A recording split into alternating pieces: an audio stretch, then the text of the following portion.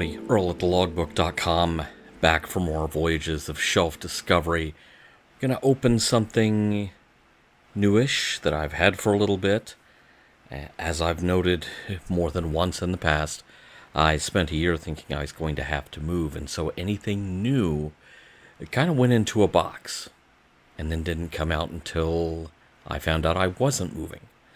So this is one of these things that wound up in the box and is just now getting unpacked. This is the Union Shuttle from Season 3 of the Orville New Horizons, which saw a lot of design elements of the show getting an update. And of course, in universe, they were able to attribute much of this to, we're upgrading everything because of the threat of the Kalons.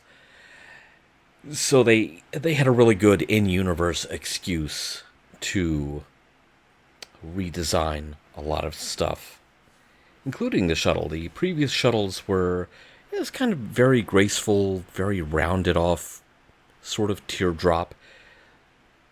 This shuttle, it's a bit roomier, and so the set can be a bit roomier, and that's kind of important, especially considering some of the stuff that happens in that set during the course of the season. He said, trying not to spoil anything.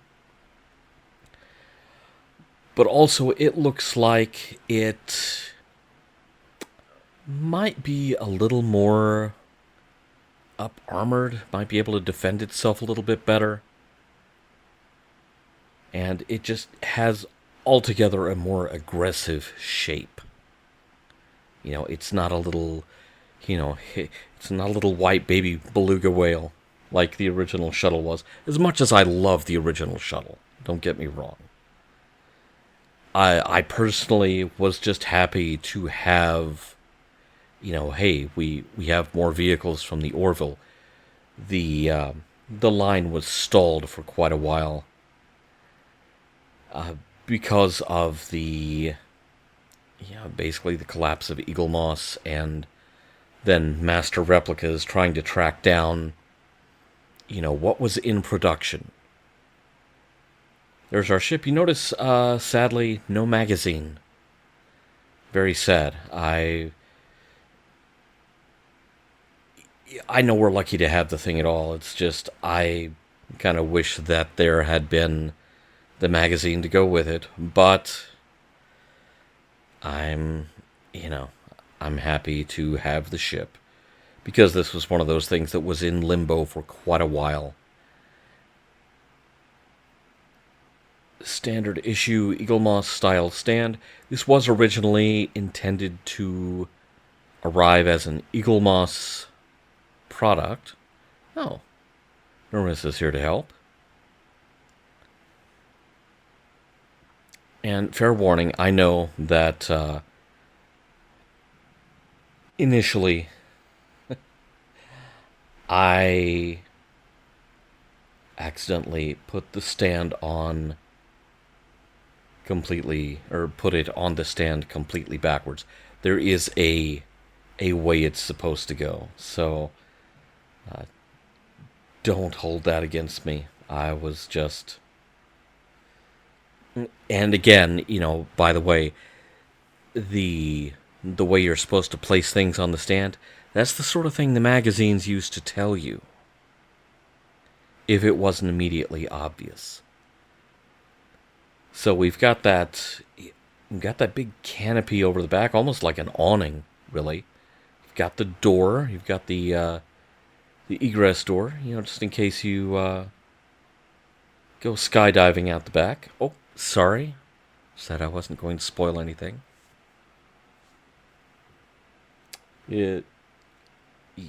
So it actually goes on the stand the other way.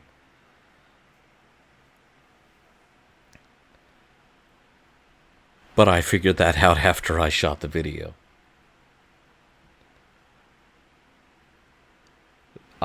As per usual with Eagle Moss, a lovely, really detailed little model here.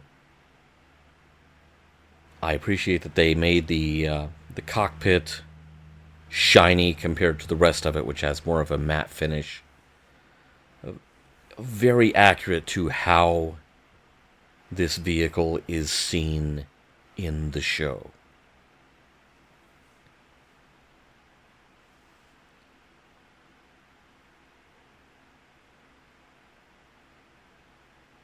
Get a little turnaround action going here, but yeah, very much appreciated the difference in finish between the windshield and the rest of the craft. All of the markings you could possibly be expecting to find are there.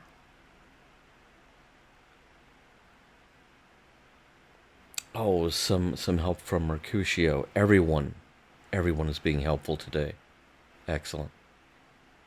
Excellent news. Even the fine details like the registry number are on there. There's not a whole lot of color variation until you get to the back. The loop on the back is indicative in universe that this shuttle does have some quantum drive capability. And so it's really only around there, around the engine loop on the back, that you have probably the most major variation in color and decoration on this model that there is to be found.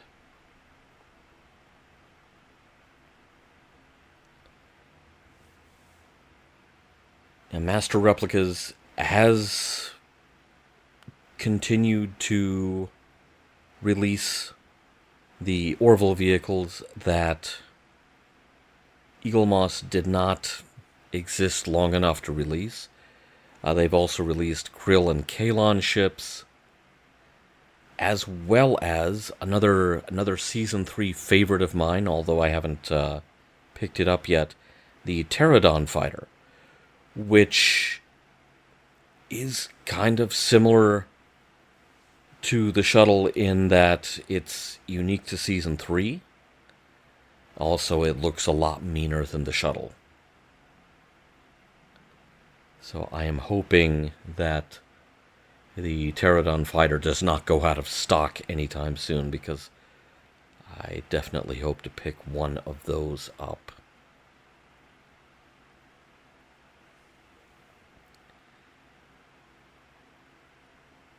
I am hoping that the word that has kind of leaked out via, well, most notably, little cat help, okay. If the Kalons couldn't take it down, the cat's gonna try. At the 2024 Star Trek Las Vegas convention, Scott Grimes kind of dropped that Season 4 is probably happening. This is how the Planetary Union endurance tests its vehicles. It subjects them to abuse from a giant cat.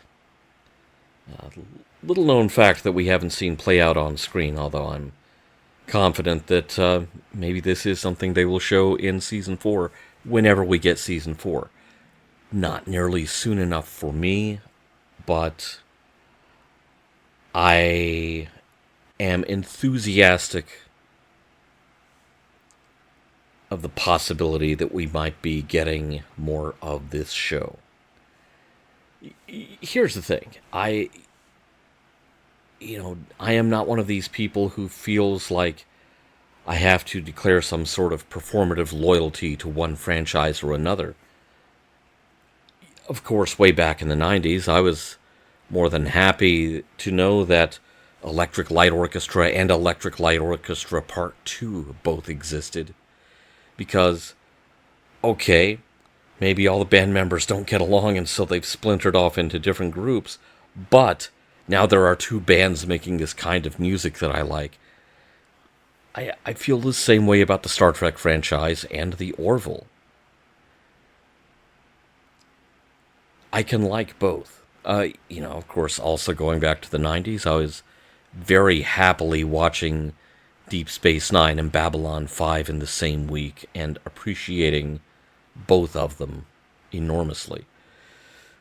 So, yeah, don't let people rope you into the idea, oh no, you have to fly the colors for one show or the other, you have to pick sides. No, you don't. No, you don't. And that means that I can have the Season 3 Planetary Union shuttle sitting on a shelf next to ships from completely unrelated franchises, and I'm totally okay with it. Very happy to have this at last.